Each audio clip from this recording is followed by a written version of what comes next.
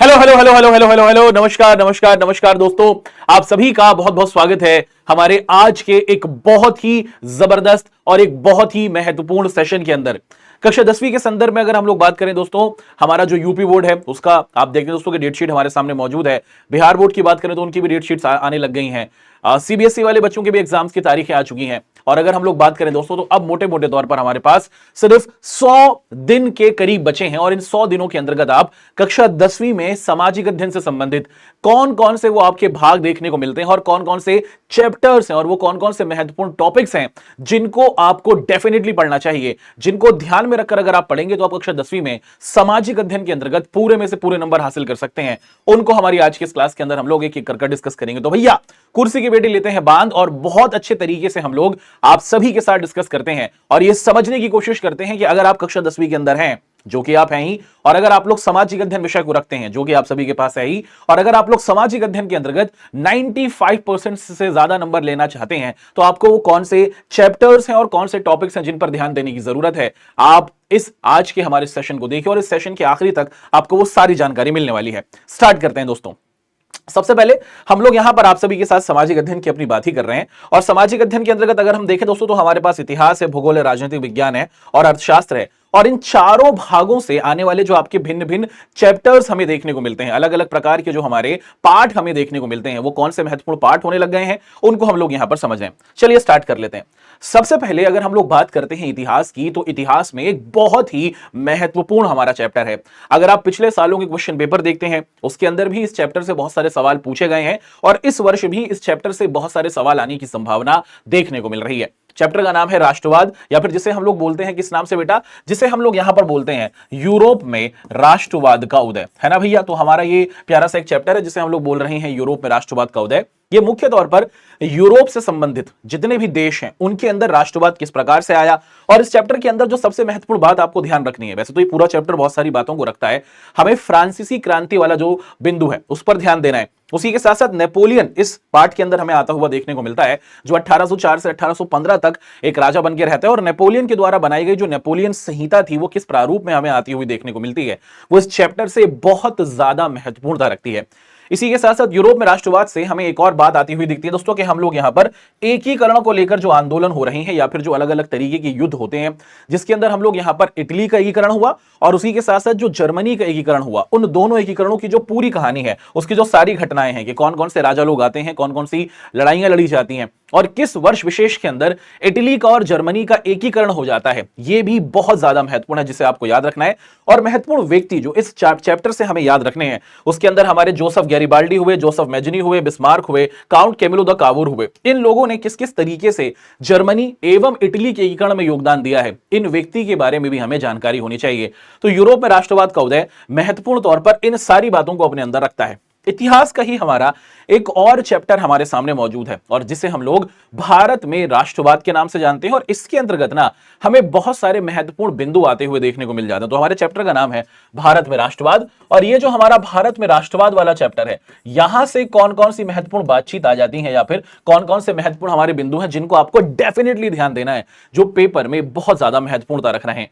हमें देखने को मिला दोस्तों कि यहां से कांग्रेस की जो हमारी स्थापना हमें होती हुई देखने को मिलती है। वैसे इस चैप्टर से है नहीं, लेकिन यहां पर ना ये सवाल बनता हुआ देखने को मिला है। पिछले कई सालों में ये सवाल सीधा आया है कि भैया कांग्रेस की स्थापना किस वर्ष विशेष के अंदर होती हुई देखने को मिली है।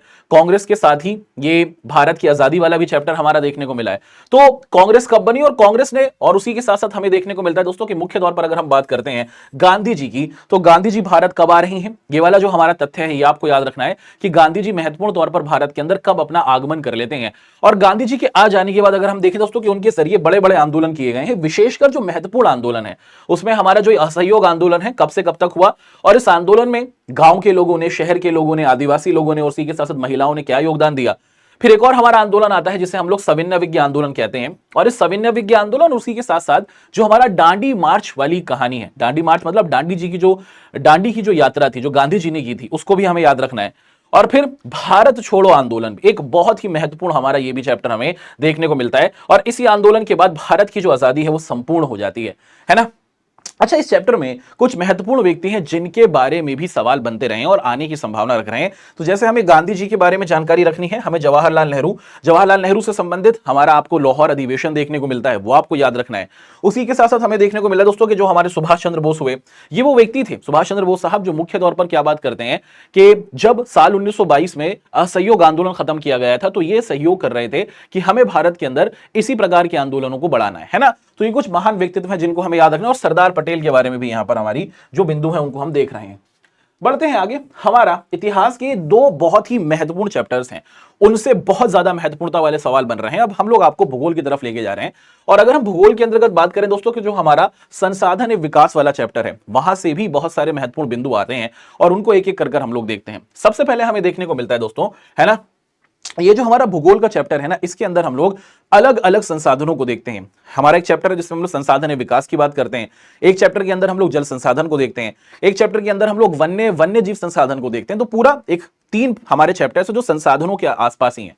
तो सबसे पहले अगर हम बात करें दोस्तों, हमें यहां पर याद रखना है एक तरीके से कि जो हमारा जल संसाधन होता है, इस पर सवाल बनने की संभावना है। जल संसाधन के अंतर्गत आप देखते हैं दोस्तों कि जो हम लोग अपना बारिश का पानी होता है, इसको हम लोग किस तरीके से संचलित रखते हैं, या फिर जिसे रेन वाटर हार्वेस्टिंग कहा जाता है, ये एक महत्वपूर्ण बिंदु है। भारत के अंदर बांध अगर बनाए जाते हैं तो कहां बनाए जाते हैं, उस बांध के क्या क्या लाभ और क्या क्या हानियां हैं, ये एक महत्वपूर्ण बिंदु है। और उसी के साथ साथ भारत के अंदर महत्वपूर्ण जो हमारे बांध बनाए गए हैं, कौन कौन से राज्यों में कौन कौन से हैं, उससे मैप के सवाल भी बन जाते हैं। फिर इसी के साथ साथ हमें देखने को मिलता है दोस्तों कि जो हमारा अंडरग्राउंड वाटर है, ये हमने खराब कर दिया है, और इसके खराब होने के क्या क्या कारण है और इसको हम लोग सही कैसे कर सकते हैं, ये एक महत्वपूर्ण बिंदु बनता है। फिर हमारा एक सवाल है, हमारा एक चैप्टर हमें देखने को मिलता है खनिज एवं ऊर्जा संसाधन, और खनिज और ऊर्जा संसाधन में जो महत्वपूर्ण बिंदु हमें देखने को मिलते हैं उनको हम लोग देखें। यहां पर हमारा जो लौह अयस्क, ये क्या होता है, और भारत के अंदर ये जो हमारा लौह अयस्क है, ये 4 जगहों पर देखने को मिलता है। वो कौन कौन सी जगह है और इनके अंदर लोहे के हमारे क्या क्या प्रकार होते हैं, हेमेटाइट, मैग्नेटाइट, इस पर संबंधित सवाल आता है। इसी के साथ साथ कोयला हुआ, कोयला भारत के अंदर कहां कहां पर पाया जाता है, क्या क्या इसके प्रकार हैं, ये पूछे जाते हैं। मैग्नीज के बारे में पूछा जाता है। उसी के साथ साथ जितने भी हमारे ये खनिज हैं, इन खनिजों की हमें जरूरत क्यों है, और खनिजों को अगर हम क्या करते हैं, पृथ्वी की गहराई से निकालते हैं तो इससे पर्यावरण पर क्या नुकसान पड़ जाता है, ये एक सवाल आपको आता हुआ देखने को मिलता है। फिर अगर हम लोग बात करें दोस्तों, हमारे सामने वन्य एवं वन्य जीव संसाधन, ये भी हमारा एक प्यारा सा चैप्टर है, और इस चैप्टर के अंदर हमें मुख्य तौर पर 3 बातें आती हुई देखने को मिलेंगी जो हाईली महत्वपूर्ण है। जैसे वन्य संरक्षण अधिनियम, है ना, कि हमने अपने जंगलों को बचाने के लिए वन संरक्षण अधिनियम बनाया। वो कब बनाया, कैसे वर्ष बनाया, जैव विविधता क्या होती है वो हम लोग देखते हैं। और भारत के अंदर ना हमारे जो अलग अलग समुदाय हैं, यानी कि भारत की सरकार ने नहीं, भारत के लोगों ने खुद अपने जंगलों को और अपने जानवरों को बचाने के लिए क्या क्या कदम उठाए हैं, जिसके अंदर हम लोग सरिस्का बार परियोजना हुई, या फिर भैरवदेव हमारी डाक सेंचुरी हुई, उसके बारे में डिस्कशन कर रहे हैं।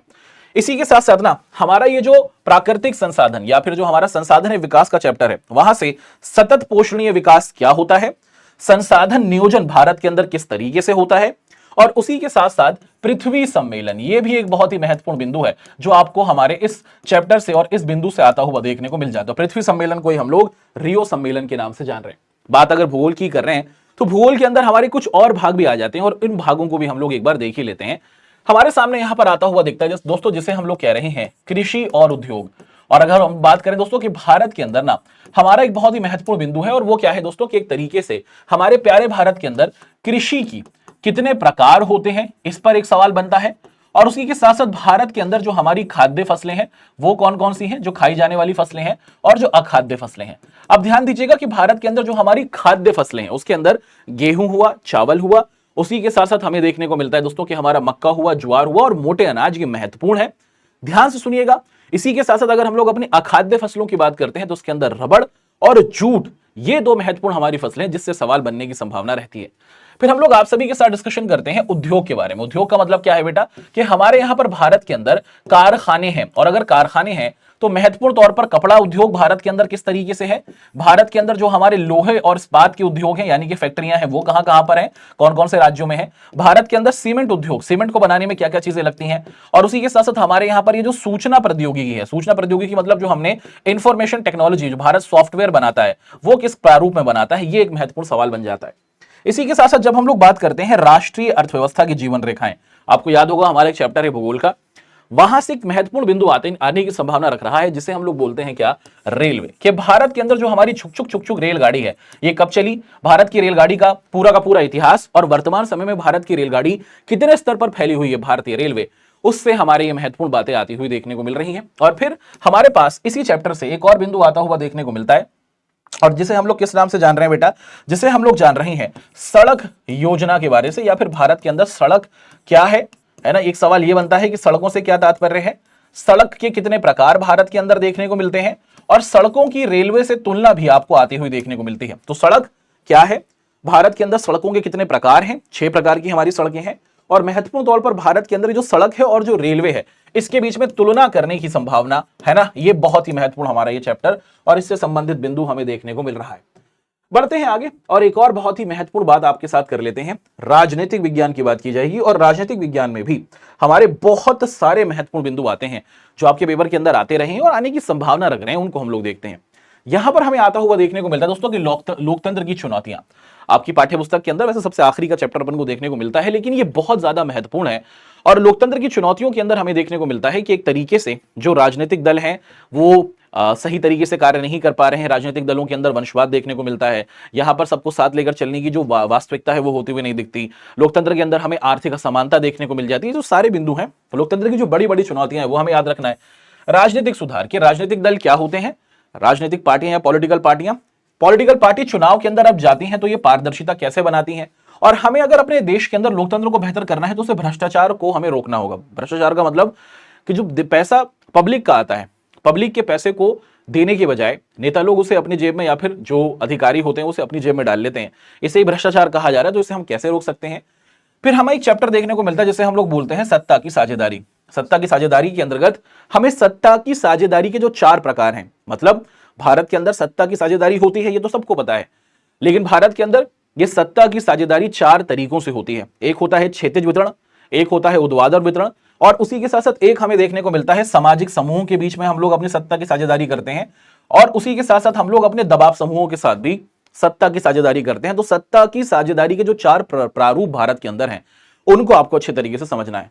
हम बात करेंगे दोस्तों कि एक तरीके से आंदोलन जो होते हैं वो किसी भी देश के अंदर या फिर जो वहां के रहने वाले नागरिक हैं उनके जीवन को किस प्रकार से बेहतर बनाते हैं, और अच्छे लोकतंत्र के लिए हमें क्यों आंदोलनों की आवश्यकता है उसे हम लोग देखेंगे। और लोकतंत्र फिर हम लोग क्या करेंगे दोस्तों कि एक और बहुत ही महत्वपूर्ण बिंदु है कि जो लोकतंत्र है वो राजतंत्र से या फिर सैन्य तंत्र से या फिर तानाशाही से किस प्रारूप में बेहतर है। लोकतंत्र की तुलना की जाने वाला एक महत्वपूर्ण बिंदु आता दिखता है, जिसके अंदर हम लोग लोकतंत्र की तानाशाही के साथ क्या करते हैं दोस्तों कि एक तरीके से तुलना करते हैं, और लोकतंत्र क्यों बेहतर माना जाता है उसको भी हम लोग देख लेते हैं। फिर हमने एक और महत्वपूर्ण पॉइंट आता हुआ देखने को मिल जाता है जिसे हम लोग संघवाद के नाम से जान रहे हैं। और संघवाद में जो सबसे महत्वपूर्ण बिंदु है वो ये है कि भारत के अंदर संघवाद क्या है कि कोई ऐसा देश जहां पर 2 या फिर 2 से ज्यादा प्रकार की सरकारें होती हैं। भारत के अंदर केंद्र सरकार, राज्य सरकार और स्थानीय सरकार है। तो भारत के अंदर ये स्थानीय सरकार और केंद्र सरकार और राज्य सरकार का प्रारूप किस तरीके से कार्य करता है। हमारे यहां पर विकेंद्रीकरण ये एक बिंदु दिखता है आपके पाठ्यपुस्तक में, ये कब हुआ है ये आपको याद रखना है। और इन तीनों शासन व्यवस्थाओं में कौन ज्यादा शक्तिशाली है, किसको ज्यादा शक्तियां दी गई हैं भारत के संविधान में, ये हमें समझ के चलना है। फिर हमारा एक चैप्टर आता है जिसे हम लोग बोलते हैं जाति, धर्म और लैंगिक मसले। इस चैप्टर से हमारे जो महत्वपूर्ण बिंदु आपको देखने को मिल जाते हैं उनको हम लोग यहां पर देखते हैं। इस चैप्टर से हमें देखने को मिलता है दोस्तों कि एक तरीके से जो हमारा सामाजिक विभाजन है कि समाज के अंदर ना हम लोग किस प्रारूप में बटे हुए हैं। जातीय विभाजन, ये जो हमारी जातियों के बीच में हमारी असमानता है, इससे भारत के अंदर हमारा लोकतंत्र किस प्रारूप में प्रभावित हुआ है, और जाति व्यवस्था भारत की राजनीति को कैसे प्रभावित करती है वो हम देखेंगे। धार्मिक विविधता, क्या भारत एक ऐसा देश है जहां पर सिर्फ एक धर्म को ऊपर बढ़ाया जाता है? नहीं, यहां पर सब धर्मों को साथ लेकर चलने की बात होती है, और जिसे हम लोग धर्मनिरपेक्षता कहते हैं। तो ये जो धर्मनिरपेक्षता है इससे हमारा क्या तात्पर्य है, इसे हमें यहां पर समझना होगा। और धर्मनिरपेक्षता अगर भारत के अंदर है या फिर भारत अगर एक धर्मनिरपेक्ष देश है तो उसका क्या मतलब होता है ये हमें देखना है। और इसी के साथ साथ लैंगिक समानता, लैंगिक समानता का मतलब क्या है कि जो अधिकार पुरुषों को दिए गए हैं वही समान अधिकार हमें अपनी महिलाओं को देने हैं। ये बहुत ही महत्वपूर्ण हमारा पॉइंट आ रहा है। तो हमने इतिहास को देखा, हमने भूगोल के बिंदुओं को देखा, अब हम लोग आप सभी को राजनीतिक विज्ञान को भी डिस्कस करा चुके हैं। अब हम लोग यहां से आप सभी के साथ इकोनॉमिक्स यानी कि अर्थशास्त्र की तरफ बढ़ रहे हैं। और अगर हम लोग अर्थशास्त्र की बात करते हैं तो हमारा एक चैप्टर है जिसे हम लोग विकास के नाम से जानते हैं, है ना। तो हमें यहां पर इस चैप्टर से क्या क्या महत्वपूर्ण बिंदु आते हुए देखने को मिलते हैं उसे हम देखें, या इस पूरे अर्थशास्त्र में क्या महत्वपूर्ण बिंदु हैं। हमें राष्ट्रीय आय क्या होती है, जीडीपी से क्या तात्पर्य है, इसे हमें यहां पर ध्यान से देना है। भारत के अंदर जो हमें देखने को मिलता है दोस्तों कि जो हमारे अलग अलग प्राथमिक क्षेत्र हैं, है ना, जैसे हमारे अलग अलग कार्य किए जाते हैं, प्राथमिक क्षेत्र, द्वितीयक क्षेत्र, तृतीयक क्षेत्र, ये भारत में कौन कौन से कार्य करते हैं। प्राथमिक क्षेत्र में खेती होती है, द्वितीय क्षेत्र के अंदर उद्योग धंधे होते हैं, तृतीय क्षेत्र के अंदर सेवा होती है, लोग सेवा करते हैं। इनको आपको याद रखना है। हमारा एक वर्ड है जिसे हम लोग बोलते हैं बिंदु, जिसे एचडीआई है, जिसे मानव विकास सूचकांक कहते हैं। एक रिपोर्ट है जो हमारी, आप देखते हैं कि दोस्तों कि एक तरीके से ना एक संस्थान के जरिए जारी की जाती है, जिसे हम लोग यूएनडीपी कहते हैं, है ना। ये और जो हमारी यूएनडीपी ये जो रिपोर्ट जारी करती है, एचडीआई रिपोर्ट, इसे क्या है और इसके अंदर किस आधार पर किसी भी देश के विकास को नापा जाता है, प्राथमिक क्षेत्र में कौन कौन से कार्य हैं, द्वितीय क्षेत्र में कौन कौन से कार्य हैं, तृतीय क्षेत्र में कौन कौन से कार्य हैं, इनको आपको अच्छे तरीके से समझते चलना है। अगर हम लोग बात करें अर्थशास्त्र की, तो अर्थशास्त्र के अंदर ही हमारे कुछ और भी महत्वपूर्ण बिंदु आ जाते हैं, उसको हम लोग डिटेल से देखते हैं। यहां पर दिखने में आपको छोटे दिख रहे होंगे, मैं लिख दूंगा बड़ा बड़ा, घबराने की जरूरत नहीं है। हमारे सामने एक बिंदु आता है जिसे हम लोग बोल रहे हैं मुद्रा और वैश्वीकरण। और अगर हम लोग यहां पर बात करें, हमारा एक चैप्टर है जिसके अंदर हम लोग मुद्रा की बात करते हैं, और मुद्रा के संदर्भ में ये जो हमारा मुद्रा वाला चैप्टर है, इसके अंदर भारत के अंदर बैंक किस तरीके से कार्य करते हैं, बैंकिंग प्रणाली, इस पर हमें बिंदु को याद रखना है। उसी के साथ साथ भारत के अंदर आरबीआई किस तरीके से कार्य करता है, आरबीआई कब बना, कैसे बना, भारत के अंदर हमारे जो ये वाणिज्यिक बैंक होते हैं या फिर जो ये प्राइवेट बैंक होते हैं, ये कौन कौन से हैं और ये किस प्रारूप में कार्य करते हैं, और भारत के अंदर जो हमारे सहकारी बैंक होते हैं जो भारत के ग्रामीण इलाकों में लगाए जाते हैं, उन पर भी हमें बिंदुओं को याद रखना है। अगर हम वैश्वीकरण की बात करें तो एक सीधा बिंदु यहां से बनता है कि एक तरीके से वैश्वीकरण है क्या, ये एक बहुत ही महत्वपूर्ण बिंदु है। इसकी परिभाषा, वैश्वीकरण से होने वाले लाभ और वैश्वीकरण से होने वाली हानियां, और वैश्वीकरण ने भारत को अच्छा बनाया है या बुरा, इस पर भी हमारा एक बिंदु आ जाता है। तो भैया यहां पर हमने कक्षा 10वीं से संबंधित इतिहास, भूगोल, राजनीतिक विज्ञान और अर्थशास्त्र अलग अलग चैप्टर्स के सबसे ज्यादा मोस्ट इंपॉर्टेंट, सबसे ज्यादा महत्वपूर्ण जो हमारे बिंदु हमें आते हुए देखने को मिल रहे हैं कक्षा 10वीं के साल 2026 के संदर्भ में, उनसे हमने आपको एक एक कर उससे अवगत कराया। अब यहां पर कुछ बेहतरीन बातें हैं जो आपको फॉलो कर लेनी है, जिसके जरिए अगर आप आज से ही अपनी पढ़ाई को करना शुरू करते हैं तो डेफिनेटली जब तक आपका पेपर आएगा आप अपने आप को एक इस तरीके से निपुण बना चुके होंगे कि आप 95 प्लस नंबर ला सकते हैं या फिर 100% नंबर भी ला सकते हैं। जैसे भैया नियमित तौर पर पढ़ाई करना शुरू कर दो, सीरियसनेस दिखा दो, 100 दिन का खेल बचा है, ये 100 दिन आपकी जिंदगी को बनाने वाले हैं या फिर आपकी जिंदगी को बर्बाद कर देने वाले हैं। आप अपने आगे की जिंदगी में कौन सी स्ट्रीम में जाएंगे, सर हमें डॉक्टर बनना है, मेरे बच्चे डॉक्टर बनने के लिए आपको साइंस लेनी होगी, और साइंस लेने के लिए आपके अच्छे नंबर आने चाहिए। जिस भी फील्ड के अंदर आप जाना चाहते हैं, जिस भी कार्य के अंदर आप भविष्य में जाना चाहते हैं, वो आधार बनाता है कक्षा 10वीं, और यही वो टाइम है जिसको आपको सही तरीके से यूटिलाइज करना है। दिन में कम से कम 2 से 3 घंटे आपको सामाजिक अध्ययन को पूरे तौर पर देने हैं, है ना। उसी के साथ साथ आपको अपने नोट्स बनाते हुए चलने, जिन्होंने पहले से नोट्स बना रखे हैं बहुत बढ़िया, मुख्य तिथियां हुई, लोगों के नाम हुए और कौन कौन सी घटनाएं हुई, उनको शॉर्ट नोट्स में आपको क्रिएट करके रखना है। आपको अपने मैप की प्रैक्टिस करनी होगी, घबराइएगा नहीं, हमारे यूट्यूब चैनल पर हमारे मैप के सेशंस भी आएंगे और पिछले साल के भी रखे हुए हैं, तो उनको भी आप देख सकते हैं, जिसको हम लोग बेहतरीन तरीके से आपके सामने पेश करेंगे। भूगोल और इतिहास से संबंधित लास्ट ईयर के जो क्वेश्चन पेपर्स हैं कम से कम 5 साल के, उनको आप देखिए, वो बहुत ज्यादा आपकी मेहनत करेंगे और आपको समझ में आएगा कि पेपर का पैटर्न कैसा होता है। और याद रखिएगा कि सफलता चंद घंटों में नहीं मिलती है, चंद दिनों में नहीं मिलती है, ये एक निरंतर प्रयास है, ये एक निरंतर कोशिश है, और दिन दिन हर दिन आपको अपने आप को बेहतर करना है। आपको हर दिन अपने आप को रोजाना उठकर अपने आप को हराना है और कल से अपने आप को बेहतर बनाना है। हमें किसी और से कंपटीशन करने की आवश्यकता नहीं है, आपका सबसे बड़ा कॉम्पिटिटर आप खुद हैं। आपको हर दिन अपने आप को अपने आप से बेहतर बनाना है। इसी उम्मीद के साथ दोस्तों कि ये जो हमारा आज का सेशन रहा, ये आपके लिए बहुत ही फायदेमंद रहा होगा। हम लोगों ने आपसे पूछा था कि आप किस तरीके का सेशन कराना चाहते हैं, अधिकतर बच्चों की डिमांड थी, तो इसी को आपके सामने पेश किया गया। आप कमेंट में बताइए कि आपके लिए ये सेशन फायदेमंद रहा, कैसा आपको सेशन लगा, पहली बात तो ये। दूसरी बात, आप हमें ये बताएंगे कि आप अगला किस प्रकार के सेशन को देखते हैं, जो भी आपकी समस्या है सामाजिक अध्ययन से संबंधित, है ना, या फिर किसी भी भाग से संबंधित, अलग अलग आपके जो चैप्टर्स हैं या फिर अलग अलग जो आपके सब्जेक्ट्स हैं, जैसी भी आपकी डिमांड हो उस डिमांड को आप रखिए। हम और हमारी टीम आपकी हर एक बात को बहुत अच्छे तरीके से सुनेगी और उस पर आने वाले टाइम पर एक जबरदस्त वीडियो आपकी मदद के लिए तैयार की जाएगी। अपना ध्यान रखिए, समय का सदुपयोग कीजिए, पढ़ाई अच्छे तरीके से कीजिए, टॉपर बनिए और अपने माता पिता को टॉपर के माता पिता बनने का एक सौभाग्य दीजिए। जय हिंद, धन्यवाद।